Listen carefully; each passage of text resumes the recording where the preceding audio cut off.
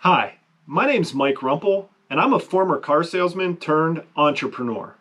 And I'm Corey Rumpel, and I'm his better half.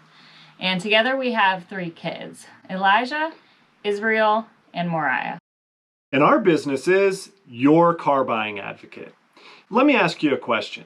Would you rather go to the dentist and get a root canal, or would you rather go shopping for a new car?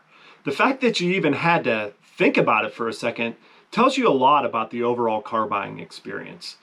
You see, it takes too much time, and a lot of people aren't comfortable negotiating with dealerships on their own. And that's exactly why I created Your Car Buying Advocate.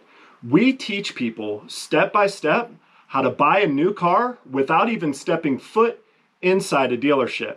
And for the busy professionals or the people that don't have the personality or don't want to do it on their own, they hire me, a professional negotiator, to do it for them. And due to COVID-19, unfortunately, we don't have childcare right now. So I gotta go take care of those kids, but I'll be back a little bit later.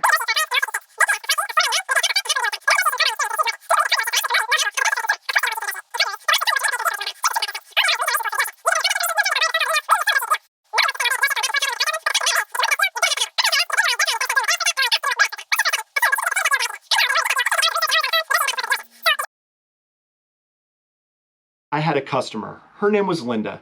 She was a widow, and this would be the first time she had bought in a car without her husband. So needless to say, she wasn't very comfortable when I first met her. But we walked around the lot, we got to know each other, and she really liked my no pressure approach. The problem was we didn't have the exact vehicle she wanted. She wanted a vehicle in a specific color that we just didn't have on the lot. So she actually settled for a vehicle in a color combination that she really didn't want because she trusted and liked me. So there we are. We're sitting in front of each other. And I passed a proposal over to her with the numbers on how much this vehicle is going to cost her.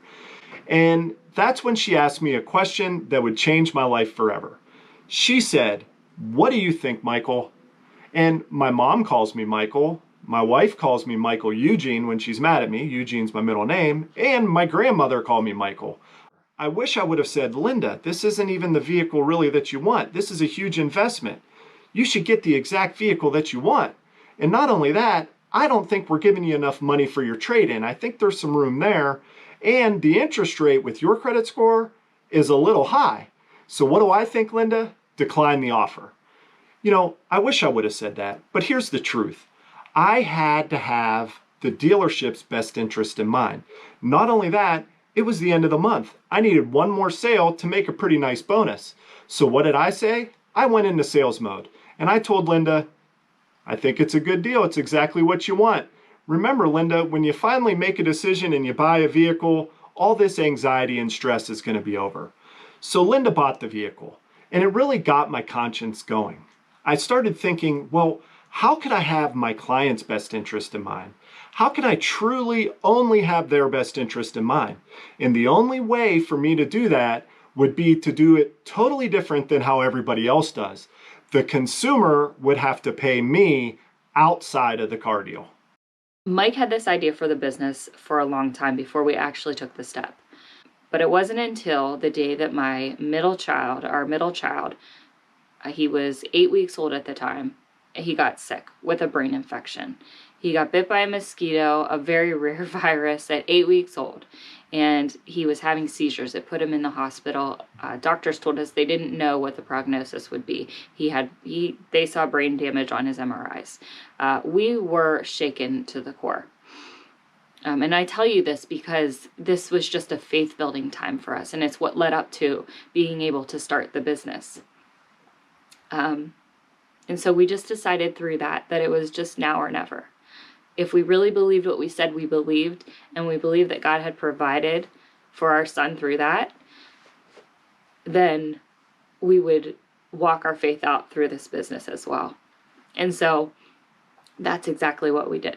And it was really hard. I was working full time to provide for our family so that he could start this business. We were only going to bring in my income, and we were just going to make ends meet. We had 2 kids under 2. We're still accepting some foster kids into our home.